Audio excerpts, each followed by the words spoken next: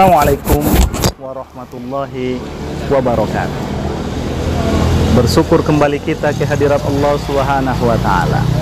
Seraya sambil mengucapkan ungkapan syukur alhamdulillahirabbil alamin. Indah ketika kita berucap dan berkata, ya Rabb, semuanya ini tak lain dan tak bukan Engkau yang berkehendak ya Rabb. Bahagia sengsara, susah senang, sampai ke puncak kenikmatan, Engkau yang menganugerahkan ya Rabb. Maka pantas kami berucap alhamdulillahirabbil alamin. Bersolawat ke hadirat Nabi besar kita Muhammad sallallahu alaihi wasallam, seraya sambil mengucapkan ungkapan Allahumma sholli ala Sayyidina Muhammad wa ala ali Sayyidina Muhammad. Assalamu alayka ya Rasulullah. Hadirin kaum muslimin, pemirsa KWK dimanapun kita berada, hari ini mungkin terjadi dan tampak oleh kita, iman kita betul-betul kembali Allah puji, sehingga tak jarang kita lihat, terdengar di telinga kita ketika saudara-saudara kita berucap dan berkata, mati Allah yang menentukan, betul adanya. Sakit Allah yang berkehendak, memang begitu semestinya. Tetapi yang memilukan saudaraku, saat dan ketika ini, ucapan itu terkadang keluar dari saudara-saudara kita yang kemarin mereka tak ingin menginjakkan kakinya ke masjid, yang kemarin mereka suka duduk-duduk di kedai. Tetapi hari ini, saat ini, ketika ini, ketika ini, di saat wabah hadir, di saat pandemi terjadi, di saat pandemik bahkan sudah mendunia terjadi, kalimat itu keluar dari mereka yang dahulunya kita tahu kehidupannya bagaimana. Padahal hadirin kaum muslimin, saudaraku pemirsa KWK dimanapun kita berada, kalau kita mau buka sirah, kita mau buka lembaran-lembaran sejarah, 18 Hijriah hal ini sudah pernah terjadi. Walaupun wabahnya tak sama dengan nama wabah yang terjadi saat dan ketika ini. Dahulu ketika Umar bin Khattab khalifahnya, Umar bin Khattab presidennya, Abu Ubaidah ibnu Jarrah gubernurnya, terjadi di daerah Sam, persisnya namanya kotanya Amwas. Terjadi wabah, terjadi pandemi, yang nama wabahnya pandeminya adalah taun, dikaitkan dengan tempat, namalah taun Amwas. 18 Hijrah ini sudah terjadi. Bagaimana wabah ini memakan korban, sehingga Umar bin Khattab selaku seorang khalifah ingin berkunjung ke negeri itu. Gubernur juga meminta agar khalifah hadir ke sana.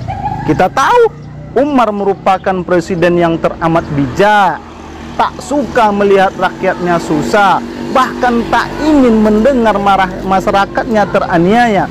Hadirlah Umar ingin berkunjung ke daerah Amwas yang berada di Syam. Sampai di daerah yang namanya Syarah, Umar disambut oleh barah tentara. Hadir juga bersamanya Gubernur Abu Ubaidah ibnu Jarrah. Sebelum masuk ke dalam, Umar ragu, apakah ia tetap melanjutkan langkah kakinya masuk ke dalam, ataukah Umar memalingkan langkahnya pulang kembali ke Madinah. Gubernur berucap dan berkata, wahai Amirul Mukminin, engkau sudah keluar untuk suatu urusan yang teramat penting. Apakah engkau kembali akan memalingkan langkahmu, berbuat kerja yang sia-sia? Umar tak ambil keputusan sendiri. Ia tanya kepada para penasehatnya. Penasehat dari golongan Ansor berucap dan berkata, Amirul Mukminin, engkau hadir dengan rombongan yang teramat besar. Alangkah baiknya, karena wabah ini merupakan wabah yang mematikan, engkau tak masuk wahai Umar, balik lagi ke Madinah. Tak puas Umar hanya bertanya ke satu. Bertanya lagi Umar kepada para kaum Ansor. Tadi Muhajirin, hari ini Ansor. Penasehatnya dari Ansor. Jawaban pun sama dengan jawaban yang pertama. Tak cukup sampai di situ, Umar pun bertanya kepada pemuka Quraisy yang lebih dahulu masuk Islam, jawabannya pun hampir sama. Sehingga Umar mengambil keputusan memalingkan langkahnya balik ke Madinah. Apa kata Abu Ubaidah ibnu Jarrah yang ketika itu selaku seorang gubernur?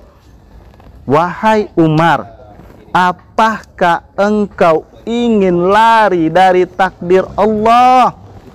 Ketika itu saudaraku, yang menarik apa? Umar berucap, engkau memiliki seekor onta, sementara engkau memiliki 2 padang rumput.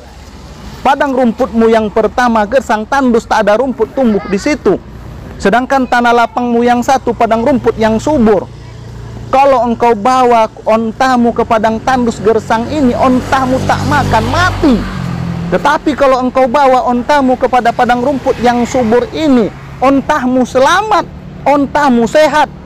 Bahkan sadarkah engkau, padang rumput yang gersang engkau bawa ke sana itu juga takdir Allah. Padang rumput yang subur engkau bawa ontamu ke sana itu juga takdir Allah. Hari ini Abu Ubaidah, aku lari dari takdir Allah yang dalam pandangan mata tak elok kepada takdir Allah yang lebih baik. Hadirin kaum muslimin, pemirsa KWK, dimanapun kita berada, hari ini mungkin yang terjadi di negara kita. Kita tengok himbauan-himbauan itu sudah ada. Pemerintah dari tim-timnya yang ahli sudah mengungkapkan. Bahkan kita juga tahu, berbicara tentang kesehatan tak ada yang lebih ahli dibanding dokter. Berbicara tentang keamanan tak ada yang lebih ahli daripada polisi dan tentara. Tetapi kenapa ketika himbauan itu hadir kita tak mengindahkan? Bahkan dengan mudah hari ini kita mendengar ucapan yang dari awal kita ulang-ulang tadi. Urusan mati, urusan Allah Ta'ala, kenapa mesti takut dengan mati? Apakah iman kita lebih baik dibanding Abu Ubaidah? Apakah iman kita lebih baik daripada Mu'az bin Jabal? Apakah iman kita lebih mantap daripada Suhail, sahabat-sahabat Rasulullah yang wafat ketika wabah melanda?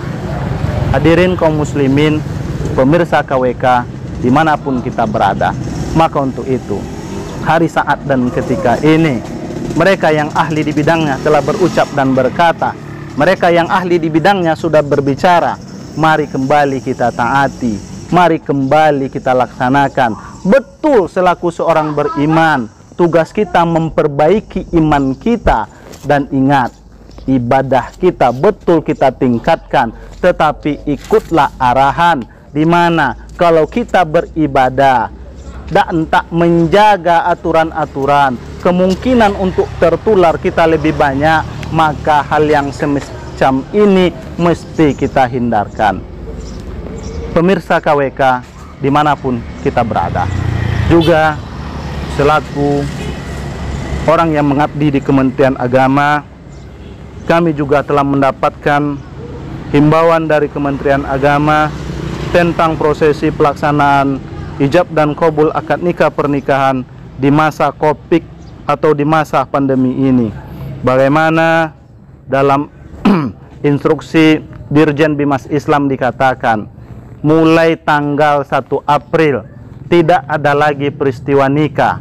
Pendaftaran nikah tetap kita terima, tapi pendaftarannya melalui online dan penjadwalan tanggal nikah tidak ada kita jadwalkan lagi sebelum himbauan pemerintah tentang darurat Covid ini dicabut.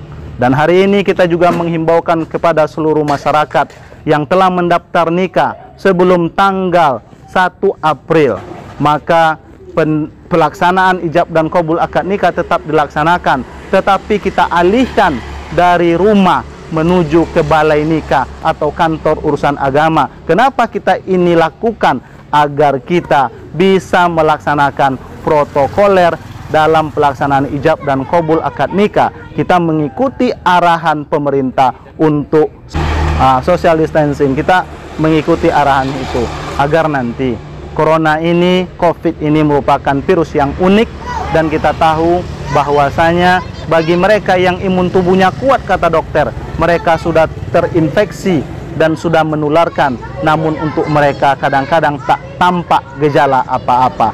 Menjaga dan menjaga untuk keselamatan ini harus kita laksanakan. Kaidah usul juga ada menyatakan darul mafasid muqaddamu ala jalbi masoleh. Menghindarkan keburukan, menghilangkan kemafsadatan lebih diutamakan daripada mengambil kebaikan. Demikian, mudah-mudahan kita semua terhindar daripada wabah yang menakutkan dan mematikan ini.